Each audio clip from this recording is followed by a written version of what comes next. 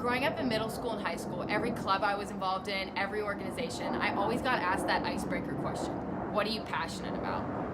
I never quite knew what to say. Growing up, there was always so many things I loved to do, so many things I was great at, but I felt like I never had anything that I was truly passionate about.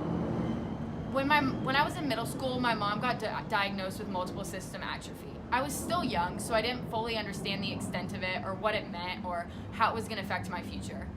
As I got to high school, I learned more about the disease and what it meant.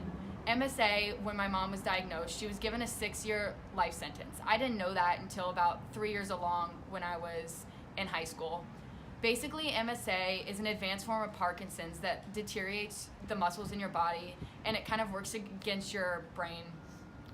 It prohibits your ability to walk and kind of messes with your cognitive nervous system.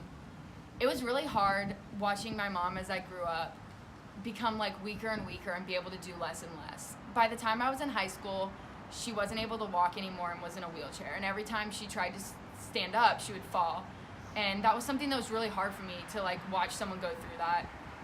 As I came to college, my freshman year, spring semester, I was getting ready to take my first final, and I woke up in the morning with 6 voicemails, and I knew something was wrong, but I didn't know what.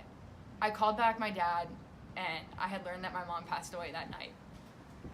It was the worst phone call of my life, the worst few months of my life. I didn't know what to do or how to make it okay, but I knew I had to do something because I had to find a way, I guess, for me to move on, to make it feel like, as weird as it sounds, that her death meant something.